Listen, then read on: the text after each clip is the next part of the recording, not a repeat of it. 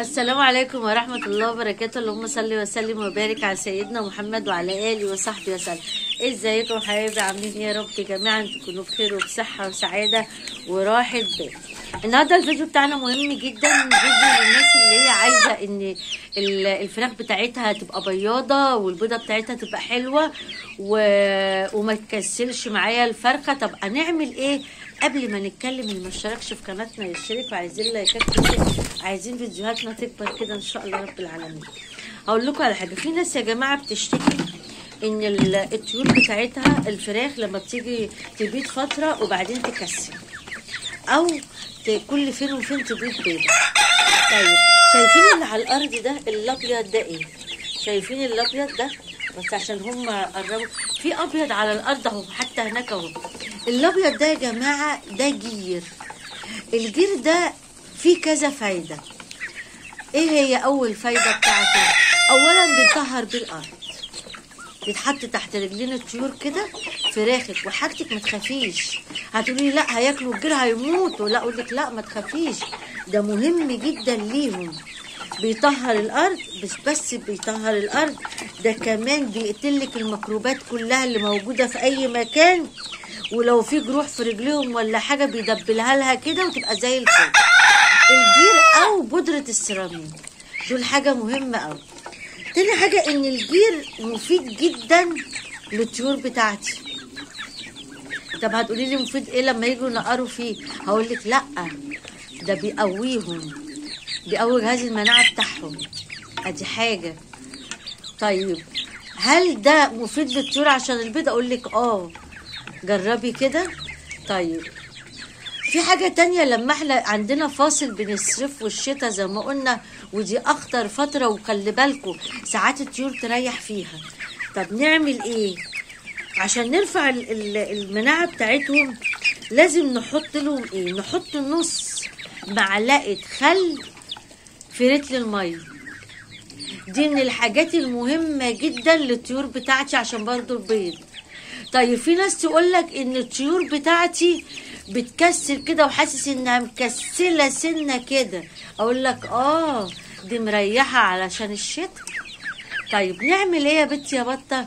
عارفين البتادين اللي هو في الصيدليه ده، اللي هو بتاع الجروح واللي احنا بنجيبه ده مفيد جدا للطيور بتاعتي.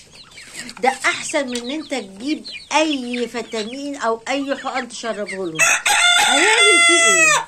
بس لازم يكون الطيور عدت اول اسبوع. في اول اسبوع الفراخ تكون اول اسبوع عدت الكتاكيت، عدى عليها اسبوع، هتبتدي تجيبي نص معلقه من البتادين على رتل الميه وهتحطيها لهم.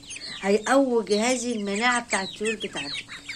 تخيلوا بقى، دي هيقوي جهاز المناعه.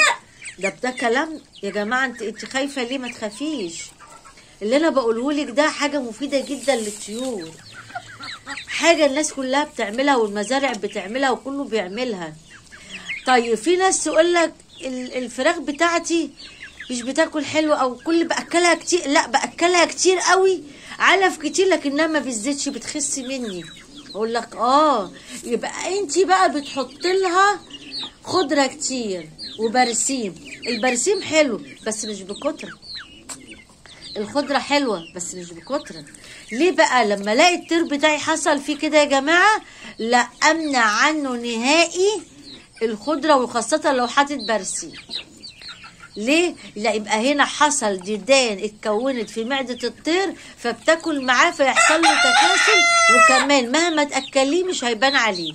طب تعملي ايه يا بنتي يا بطة؟ اقول لك تعمل ايه، بس قبل ما نكمل بقى، اللي ما اشتركش في القناه يشترك كده، وعايزين لايكات كتير. بصوا، هتجيبي نص معلقه البتادين دي وتحطيها زي ما قلت لك في رتل ميه وتشربيها لها. هتشربيها لها كل يوم، لا، مره في الاسبوع او مرتين بالكتير او في الاسبوع. طيب في الحاله دي احط ده بس؟ لا، وامنع عنهم نهائي الخضره وخاصه البرسيم. كده تمام؟ طيب في ناس برضو بتقولك ايه، كان في سؤال بيقول على الطيور. على فكره الوصفه اللي بقولها لكم دي بدل ما تروحي تحقني فراخك وتكلفي نفسك الشيء الفلاني، البوتاجين ده حلو جدا ومفيهوش اي مشكله للطير. نص معلقه بس، مش تطلقي من الازازه وتقولي بطه قالت، لا نص معلقه بس خلاص. برضو علشان احسن طيوري اكتر اجيب الخل واحط ربع معلقه على لتر الميه مرتين في الاسبوع. بصوا كلها حاجات بسيطه وكلها حاجات من بيوتنا. طيب هاكلهم ايه بقى وهكلف نفسي واقعد اقول لك حطي علف؟ لا معلش بقى، لو حطينا هنحط علف واقول لك توفري فيه ازاي. هتحطي العلف بتاعك، تحطي مثلا نص كيلو علف، عليه كيلو ونص بطاطا بشراه، كيلو ونص بطاطا بشراه، على حبة دشيشة، على حبة ردة. ادي اكلة 100 هياكلوا فيها ويشبعوا. المهم اقولك ليه الاكلة دي. الاكلة دي هتبقى مغذية جدا للطير بتاعي، وفي نفس الوقت انا بحصنهم من ان انا اكلهم حاجة فيها خضرة عشان اطهر معدتهم، لان معدتهم حصل فيها تراكم ديدان. ففي الحالة دي مهما تاكليهم اكل من الخضره واي حاجه من الحاجات التانية دي، لا مش هيفيدهم وبالعكس. طيب في بقى اقول لك كمان في فتره الشتاء دي اكلي طيورك مرتين بالنهار، ما هم يا دوب مرتين، وتيجي كده بقى قرب العشاء قومي طافيه النور، خلي الطير يهدى ويرتاح. النور لما تطفيه لا ما هياكلوا بقى، لا ولا يعملوا اي حاجه لبعض، هيحصل تريحه للطير وتلاقيه هدي كده ومعاكي بقى زي الفل، وهيبيضلك برضو ما تخافيش. طيب في ناس بتبقى خايفه من الحاجات اللي احنا بنقول عليها دي. بصوا انا حطاها على الارض اهو، بصي كده انت لازقه لي اهو ارمي على الارض كده. انا مش بقول لك جيبي كبشه كده وقومي حاطه لهم في بقهم، لا انا بقول لك حبه البودره دي او الجير وتنطريه كده، مفيد جدا للطيور. اولا كمان هيطهر لك الارض وصحي وهيدفي رجليهم، وغير كده ان هم لما ينقروا لا مفيد ليهم جدا. انا قلت لكم قبل كده ان حتى الرمله مفيده للطيور وهي مبدوره كده على الارض وهو بينقروا فيها، منها ان هي بتمتص الارض البلل من على الارض، ومنها انها كمان بتسخن رجليهم. حتى انت نفسك لو حطيتي ايدك عليها ثواني كده على الرمله مثلا هتلاقي ايديكي دفي سخنت. هي دي فايده الحاجات دي. يبقى كده يا جماعه احنا عرفنا فايدتين 3 حاجات اهو قلتها لكم. اولا الجير حطيه في الارض، وقلنا ان منها بيداوي الجروح لو في رجلين الطيور اي حاجه، بيطهرلك المكان، بيقتلك الديدان. الطير لما بينقر فيه حلو قوي لجهاز المناعه بتاعه. يبقى انا كده، وكمان مغذي على فكره، بيرفع يعني مفيد جدا جدا جدا للطيور. هي عماله تطير عليا كده ليه؟ يبقى ادي اهو حطيتي بودره السيراميك، لو عندك بودره السيراميك ولا بعتي جبتي ب2 جنيه وبدرتيهم في الارض برضو بتعمل معاكي نفس الفايده. طيب قلنا ان كده البتادين ده مهم جدا، ده كمان بيطهر لي معده الطير كمان، خلي بالكم. بس انا الحاجات اللي بقولها لكم دي البتادين هتحطيه مرتين في الاسبوع، نص معلقه على لتر ميه بس، وما تخافيش وتطمني، واحسن ما انت تحقني الطيور. طيب وامنع عنهم الخضره لو انا حسيت ان الطير بتاعي متكاسل كده وراكن وبياكل كتير لكن مش بيبان عليه. ودي اهم نقطه قلت لكم عليها، ان الطير ياكل كتير وتلاقيه مش باين عليه اكل، اعرفي ان معدته ديدان. زي العيل الصغير كده لما يقولك ايه الوسه فروته واسم الله عليه ما بيقومش من على الاكل، لا ما هو اسم الله عليه ما بيقومش من على الاكل، لكن هو عنده يا عيني مشكله في معدته فيها ديدان.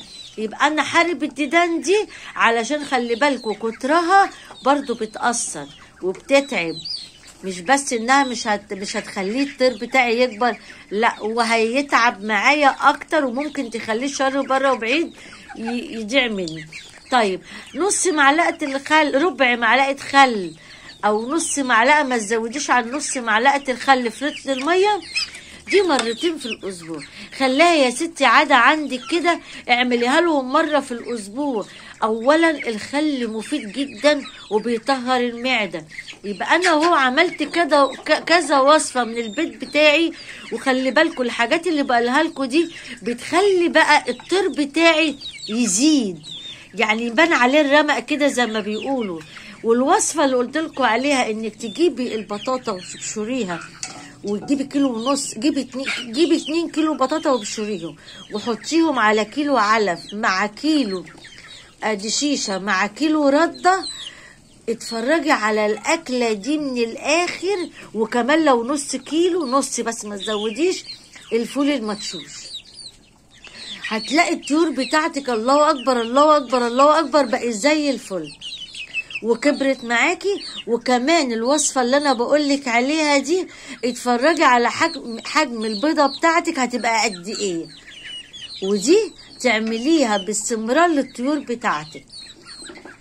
ونحافظ على طيورنا من تقلبات الجو، لان خلي بالكم على قد ما التربيه حلوه في الشتاء على قد ما التربيه محتاجه رعايه خاصه للطيور بتاعتنا، يعني تراعيها اكتر ما بترعي الطفل الصغير اللي عندك.